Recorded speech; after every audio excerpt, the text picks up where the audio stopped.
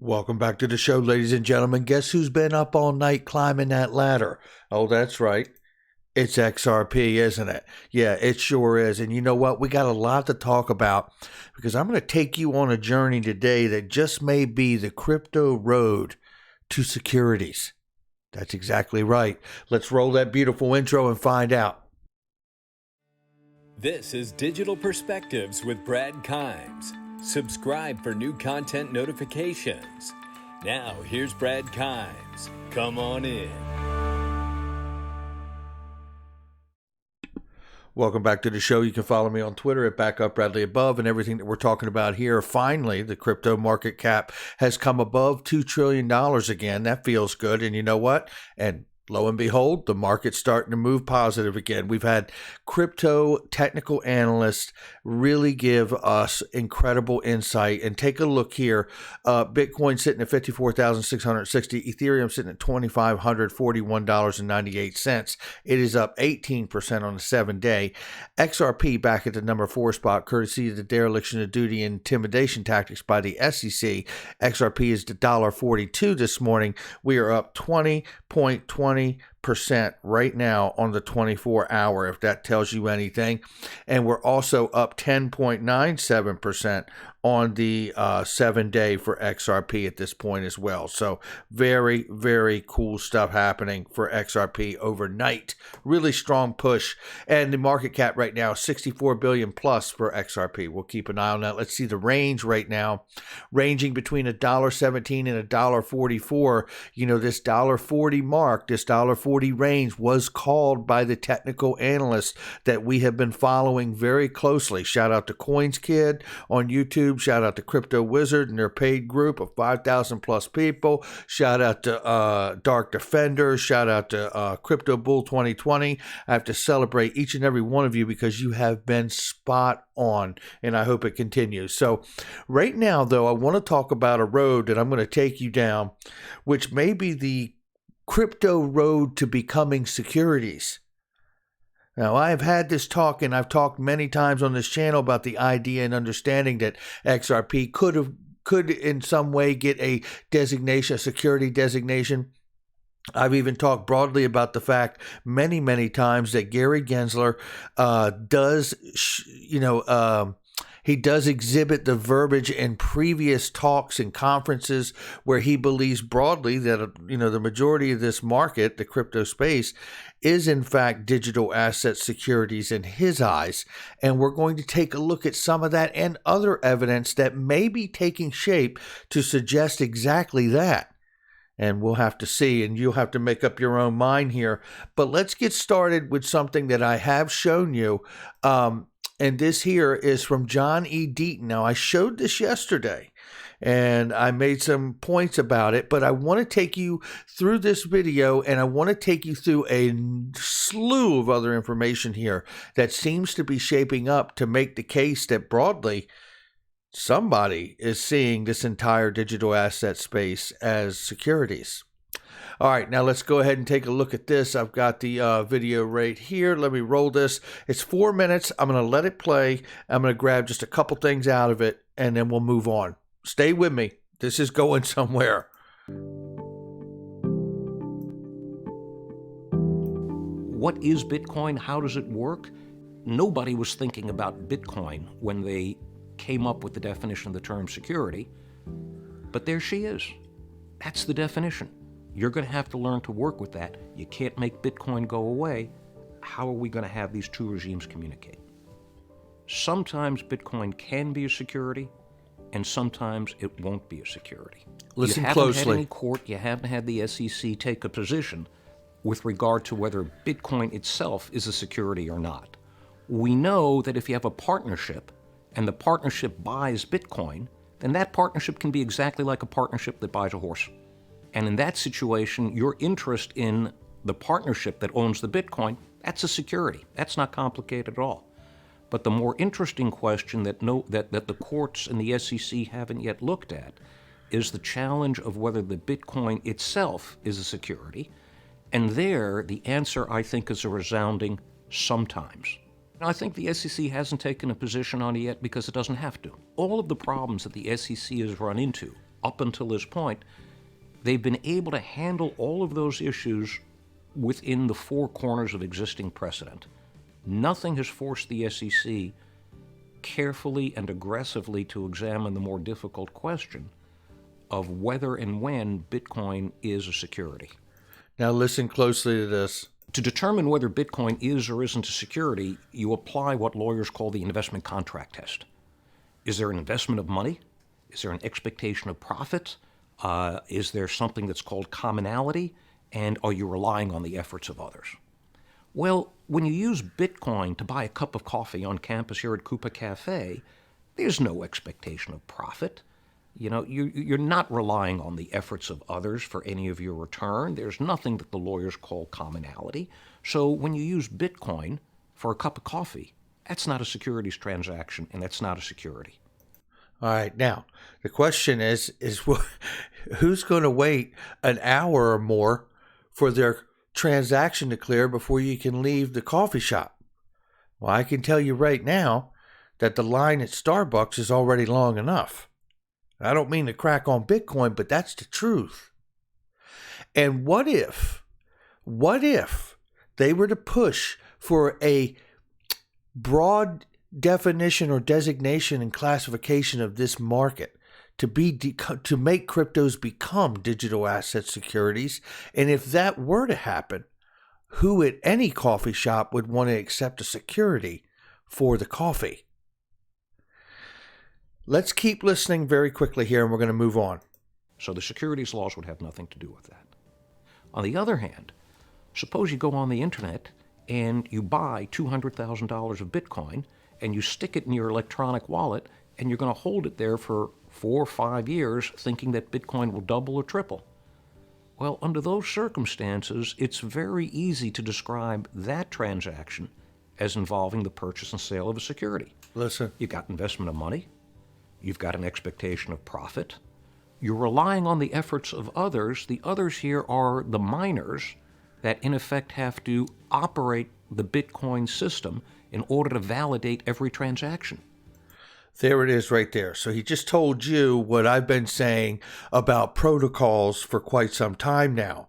They could classify the protocols and the networks as securities themselves, and then you by default hold a token that is in fact a security because you are holding for an expectation of profit, and you know that it is reliant upon the miners of that network. And then you say to yourself, knee-jerk reaction, what is it if you're an XRP holder? No one mines the network. How could that be an expectation of profit? Well, in the expectation of profit to the XRP ledger would be the understanding of line 82 of the complaint from Ripple and the SEC, which really says that they had achieved widespread adoption by non-cash agreement with their partners by getting them to bring their market-making services onto the network. And in fact, I believe they did achieve this, and it's why Ripple is being sued by the SEC, because they know that they have achieved this. That's why it is written on line 82. And because of that, you have an expectation of profit as a retail investor from the eyes of the SEC. Now we're talking. That is you're looking at a former SEC commissioner telling you this about the network and the expectation of profit reliant on the miners of Bitcoin. Everyone says it's decentralized and there's no entity behind it. How could it be a security? It's a security in his eyes based on the fact that miners make the network work. If those others are not there doing the work, the network fails. Period. So in the sense of the XRP ledger, which does not have mining, it would be the expectation of all these other industries, as we have been following for years, bringing their daily volume and payment flows onto this protocol, right? And what about the store owner? Because XRP settles much faster than Bitcoin. You wouldn't have such a long line at Starbucks if we were using XRP, now would you? Well, then there's this. What is unfolding at the same time that we are watching all of this take shape as U.S. retail investors are in fact handcuffed to getting XRP to the limit that we used to?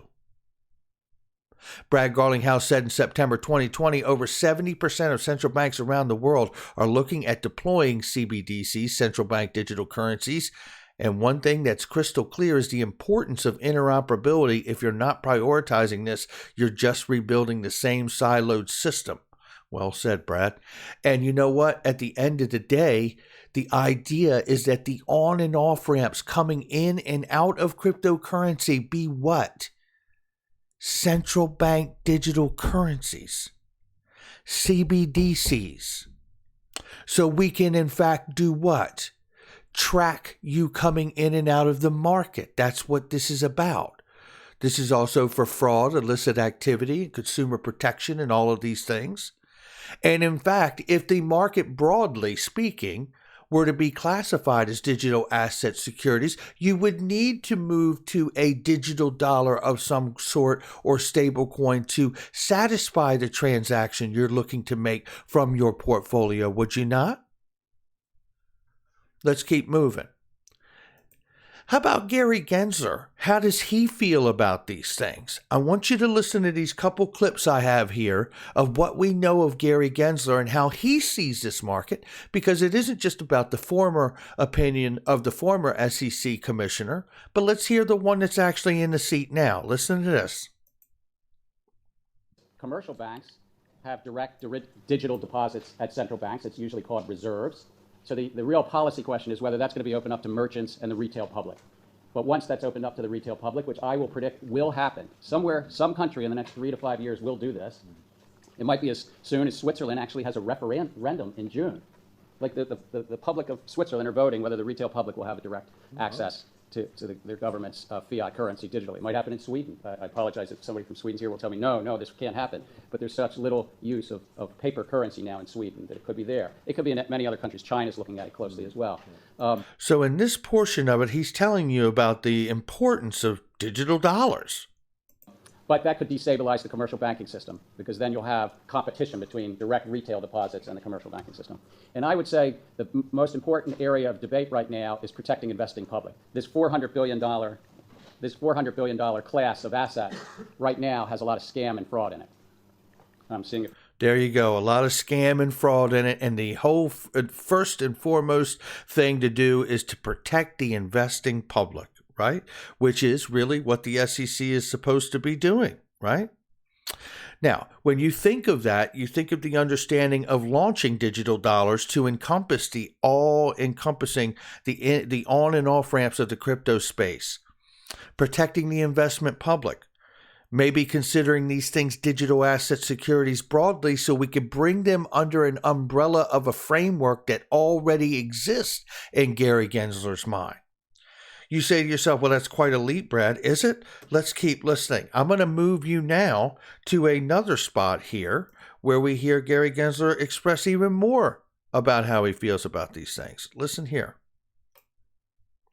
There's a new market called initial coin offerings. I apologize in advance because there's a lot of offerings. $24 billion US have been raised to date in initial coin offerings. And you heard yesterday from a very established academic from our country, David Yermak. I'm sure that you heard from others. There's going to be a panel on initial coin offerings.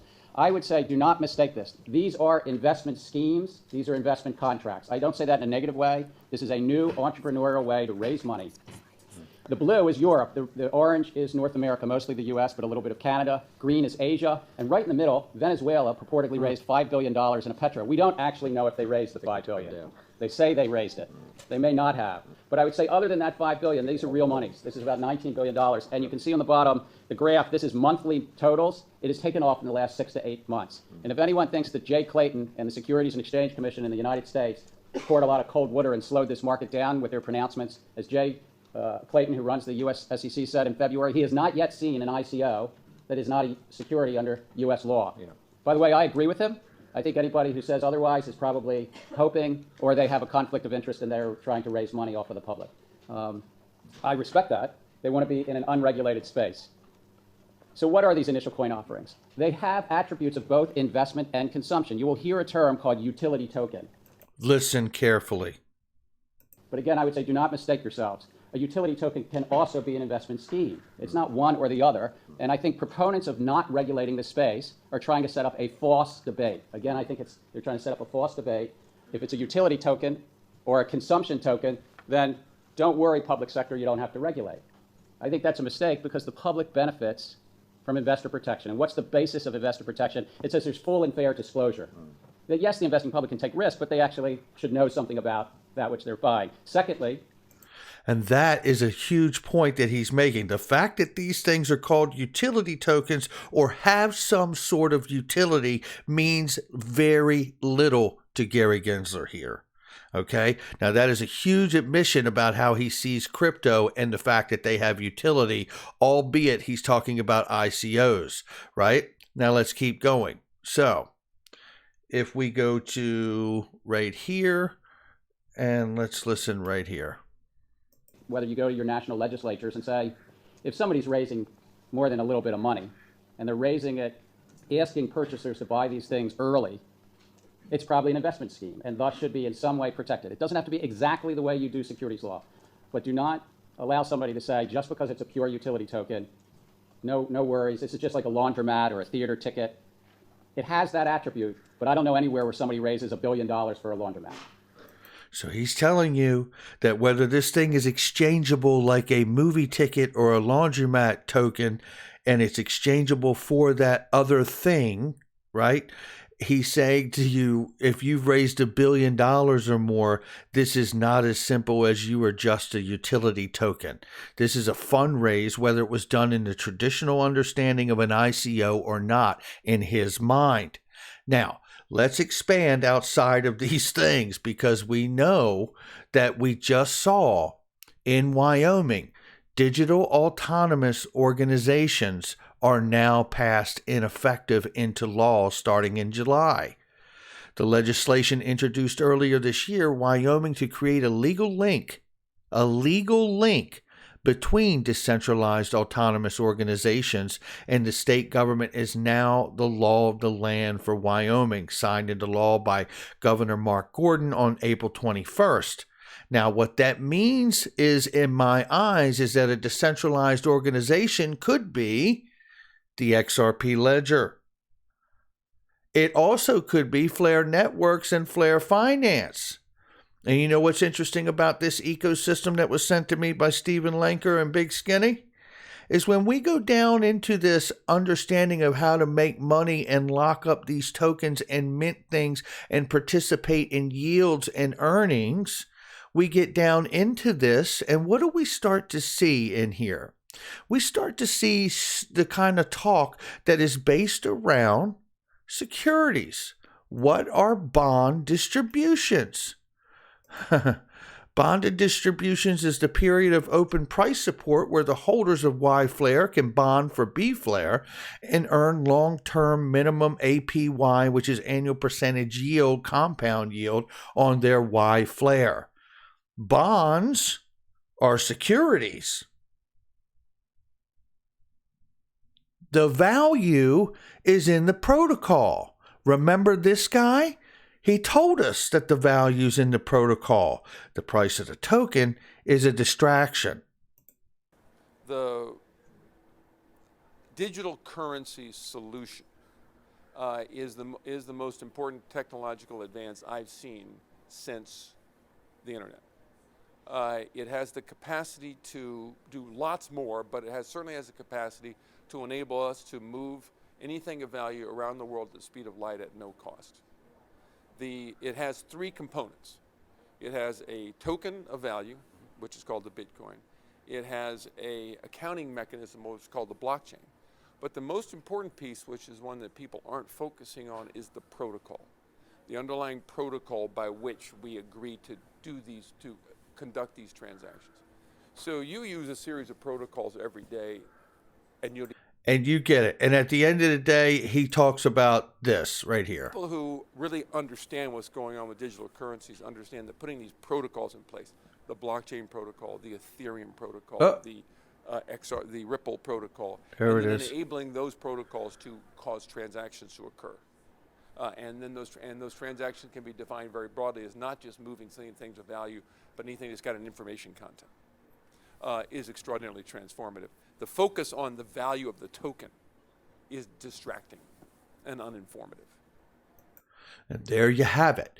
And then you have to ask yourself if the value's in the protocol, and you have state like Wyoming now legitimizing these decentralized autonomous protocols and organizations by doing what? By allowing them to file a LLC to associate with that DAO. You can register that digital or decentralized autonomous organization with a corporation, with a LLC, limited liability corporation attached to it. Why is that? Well, I'll tell you why. Because it's about consumer protection, as we heard Gary Gensler talk about, right?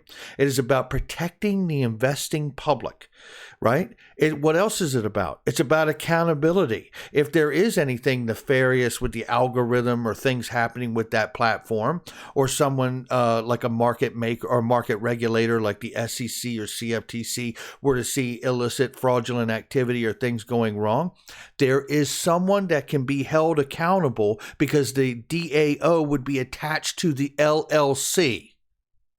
Are you with me?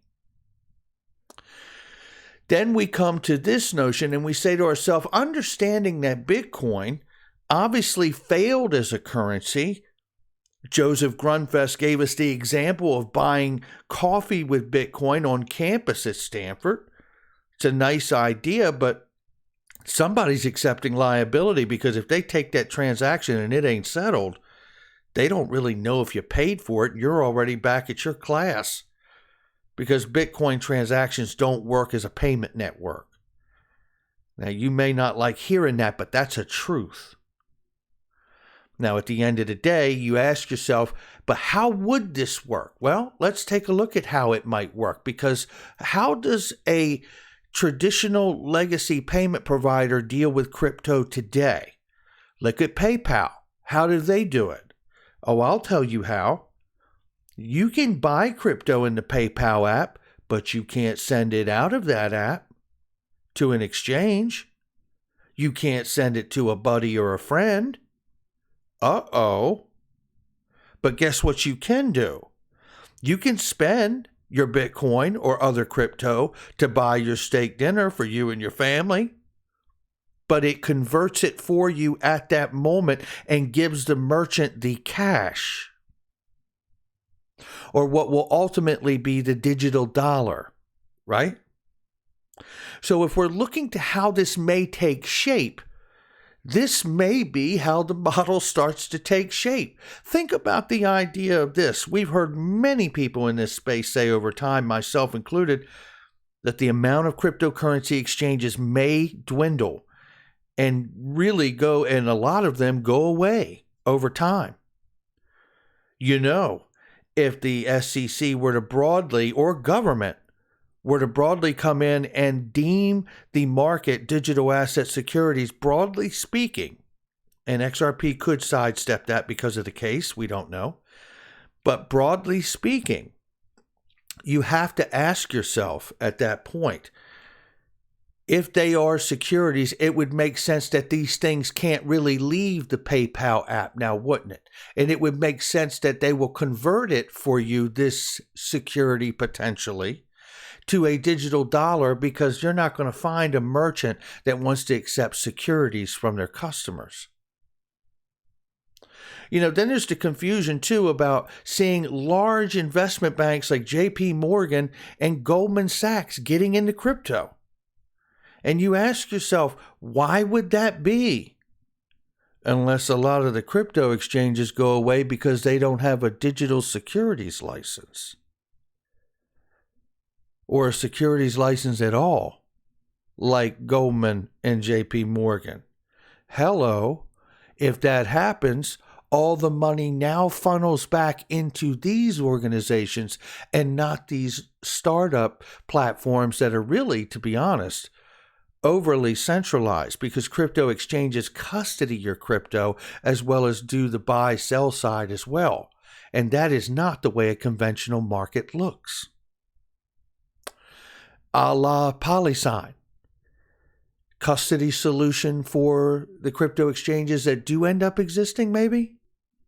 Look, all of this we're talking about here is speculative, for sure. But I believe there's enough here that we better start having a more open conversation about this idea, because there is a lot here that is leaning in at this point. And I've been leaning into this for a while, that these digital asset securities could in fact be looked at much like what they're referred to here, as some form of bond as a digital asset security, where you could mint yourself any kind of stable token that you wanted to off of these things to use and spend. I don't know if that's where we go, but I think this is worth having the conversation. One thing I do know is that I Trust Capital doesn't care whether it's a security or not, because it's I Trust Capital for IRAs, tax-free, baby. And that's a safe haven for everybody if you want it. So make sure you check that out in the link in the description box. And guess what else is going on today? It's another new week of premium domains, everybody. Colleges.crypto, car dealers.crypto. Who doesn't want that one? Bars.crypto, come on in. Make sure you check them out. Incredible premium domains available for the first time ever. Make sure you look at that as well. Check out all the links in the description box and the comment section. We are under 200 subscribers away, actually less than 150 subscribers away from 100,000 subs. Make sure you hit that, like and subscribe on the way in. And check out all the links in the description and comment section. They are trusted, vetted links, and I'll catch all of you on the next one.